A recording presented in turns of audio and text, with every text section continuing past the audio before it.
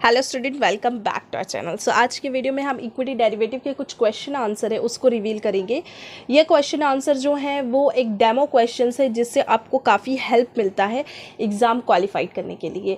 इसके अलावा हम क्लासेस भी प्रोवाइड कराते हैं जिसमें हम फर्स्ट अटेम्प्ट में एग्ज़ाम निकाल के देने की 100% गारंटी भी देते हैं।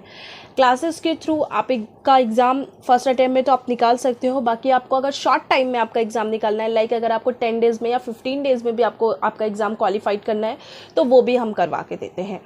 और स्टडी मटेरियल भी हम हमारी तरफ से ही आपको प्रोवाइड कराएंगे जिसके थ्रू आपको अलग से परचेस करने की ज़रूरत नहीं पड़ेगी। सो स्टूडेंट, डिस्क्रिप्शन बॉक्स में आपको नंबर प्रोवाइड किया गया है, वहाँ से आप हमें डायरेक्टली कॉन्टैक्ट कर सकते हैं, कॉल कर सकते हैं, व्हाट्सएप कर सकते हैं और आप हमें इंस्टाग्राम या ट्विटर पे भी मैसेज कर सकते हैं। सो यहाँ पे देखिए, सबसे पहले क्वेश्चन पे हम मूव करते हैं जो कि इक्विटी डेरिवेटिव का है। लास्ट जो मैंने वीडियो बताया था आपको मॉक टेस्ट का, वो आपका था ओटीसी के बारे में।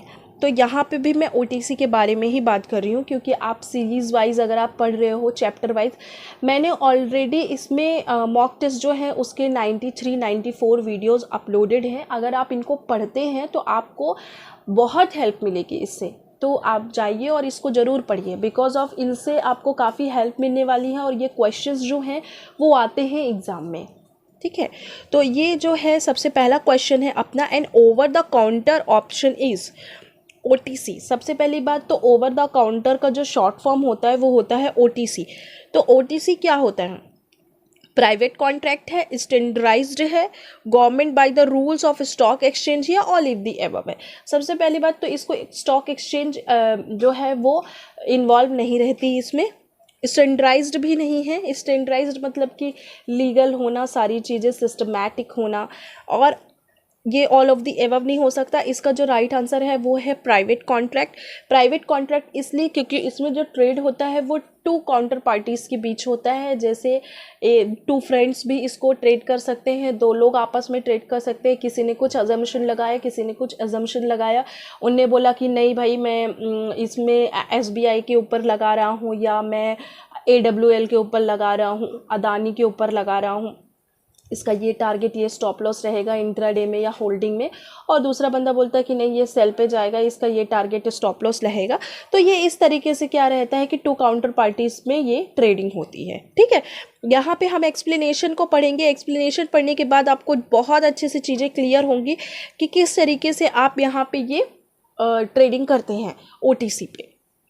एक्सप्लेनेशन बोल रहा है, option traded on the over the counter market were participants can choose the characteristics of the option trading. This trading is between two private parties and no exchange is involved, जो कि मैंने already आपको बताया।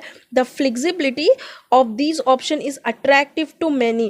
The OTC option, both hedges and speculators can benefit from avoiding the restriction the normal standardized exchange placed on option. तो यहाँ पे बोल रहा है कि जितने भी the flexibility allow participant to achieve their desired position most precisely and cost effectively. OTC market is not a physical marketplace but a collection of brokers. तो ये जो डिस्क्रिप्शन दिया हुआ है आपको, ये मैं आपको जूम करके दिखा देती हूँ। ये डिस्क्रिप्शन आपको ज़रूर पढ़ना है बिकॉज ऑफ अगर आप एग्ज़ाम देने जाएंगे तो ज़रूरी नहीं है कि ये क्वेश्चन आपको उठा के पटक के दे दे, ठीक है। आपको क्या करना है, डिस्क्रिप्शन पढ़ना है क्योंकि कंसेप्ट बेस्ड ही सारे क्वेश्चंस आते हैं। कंसेप्ट क्लियर होना बहुत इंपॉर्टेंट है। अगर कंसेप्ट क्लियर होगा, यहाँ पे ये जो भी डिस्क्रिप्शन में दिया हुआ है, एक्सप्लेनेशन इन्होंने बताया हुआ है, अगर आप ये चीज़ पढ़ लेते हो तो आपके लिए एक बेनिफिट ये रहता है कि इनमें से अगर कोई भी क्वेश्चन पूछता है वो अंदर से, तो आप इसको सॉल्व कर सकते हैं, ठीक है। चलिए मूव करते हैं दूसरे क्वेश्चन पे। देखिए सबसे अच्छा क्वेश्चन आया हुआ है, if the tick size of script is 5 पैसे, ठीक है। टिक साइज ऑफ स्क्रिप का जो टिक साइज है किसी भी स्क्रिप का, फॉर एग्जांपल एसबीआई का जो टिक साइज है वो 5 पैसा है, ठीक है। The spot price is the script is 70। अभी इसका ये आपका स्पॉट प्राइस जो है वो क्या दिया हुआ है यहाँ पे देखो। सबसे पहले ये if the tick size is script is 5 पैसे, ठीक है, and the spot price of that script, मतलब कि जिस स्क्रिप्ट के बारे में हम बात कर रहे हैं, स्क्रिप्ट के बारे में बात कर रहे हैं, मतलब कि SBI का जो रेट है वो 70 रुपये चल रहा है। What will be the next upward tick? Upward tick क्या होगा इसका? बैकवर्ड ट्रिक नहीं पूछ रहा है, अपवर्ड टिक पूछ रहा है। टिक मतलब ये होता है कि जैसे स्टॉक कभी मूव करता है तो सडन ऐसे मूव नहीं करता है कि चलो अभी 70 चल रहा है तो सडन आपको 75 दिखाने लगे। वो 70 से 70 रुपये 5 पैसे, 70 रुपये 10 पैसे, 70 रुपये 15 पैसे, 20 पैसे से 5 पैसे करके बढ़ता है। ये होता है टिक साइज, ठीक है। तो if the tick size of script is 5 पैसे and the spot price of script, इसी स्क्रिप्ट का जो स्पॉट प्राइस है वो कितना चल रहा है? वो चल रहा है आपका 70। तो अभी अपवर्ड टिक क्या होगा? बैकवर्ड अगर पूछता तो 70 से 5 पैसा कम कर देते, ठीक है, लेकिन अपवर्ड पूछ रहा है। तो अगर बैकवर्ड होता तो 69.95 कहला जाता, लेकिन यहाँ पे क्या पूछ रहा है? अपवर्ड पूछ रहा है, तो ये होगा 70.05। Tick size, the minimum move allowed in the price countation.